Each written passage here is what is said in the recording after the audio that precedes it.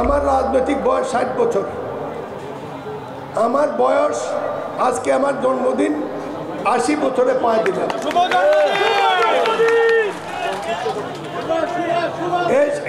আস্তে এই 60 বছর বয়সে পাকিস্তান ব্রিটিশ আমল থেকে অনেক সাক্ষাৎকার শুনেছি। মুক্তিযুদ্ধের সময়, মুক্তিযুদ্ধের আগে, পাকিস্তানের সময়, পাকিস্তানের আগে রেকর্ড সরাসরি ভাষণ শুনেছি, জাতীয় আন্তর্জাতিক সাক্ষাৎ শুনেছি। কিন্তু তারেক রহমান দীর্ঘ 15 বছর পরে এই প্রথম সাংবাদিক সাক্ষাৎকারে পৃথিবীটা নাড়িয়ে দিয়েছেন। আমি মন্তব্য করব না, স্যাররা সবাই বলেছে, শরীফ নিজেই প্রবন্ধ লিখেছে, তারা 1 ঘন্টা করে বক্তৃতা দিতে পারত। যে সমস্ত শিক্ষক মণ্ডলী বিশ্ববিদ্যালয় থেকে এবং আমার এলাকার বিভিন্ন প্রতিষ্ঠান থেকে আমার শ্রদ্ধা ম্যাডামরা আসছেন, আপনাদেরকে কোনোদিন দেখি না, অনেকদিন পরে দেখলাম, খুশি হয়েছি, মাঝে মাঝে আসছেন। একটি কথা বলে আমার বক্তব্য শেষ করব। বাংলাদেশের সব্যসাচী রাজনীতিবিদ একজন, তার নাম মির্জা ফখরুল ইসলাম আলমগীর।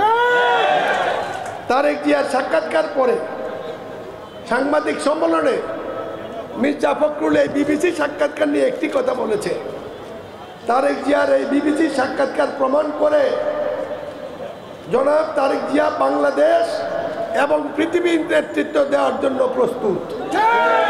ঠিক না কথাটা?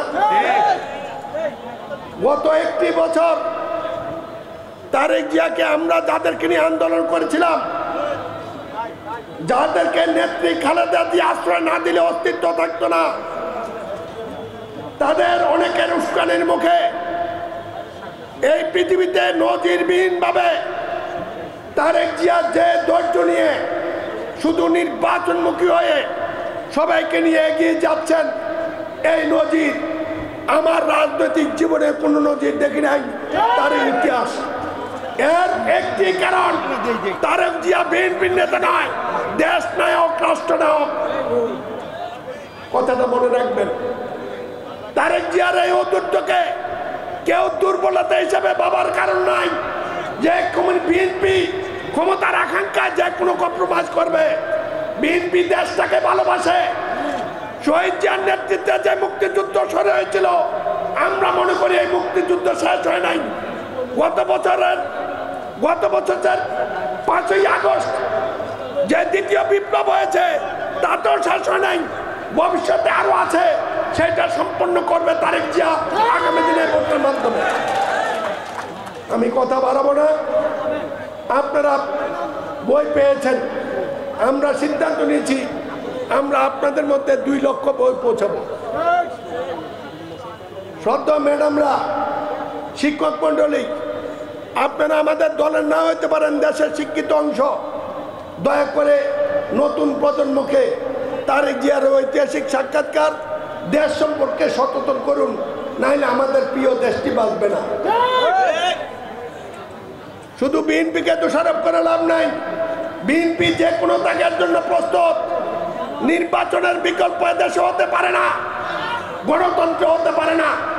আসুন, নির্বাচনের নেতৃত্বে, নির্বাচন আদায়ের জন্য, যে কোনো চ্যালেঞ্জ মোকাবেলা করার জন্য আগামী দিনে রাজপথে তারেক জিয়ার আহ্বানে আমরা রাজপথে নামবো।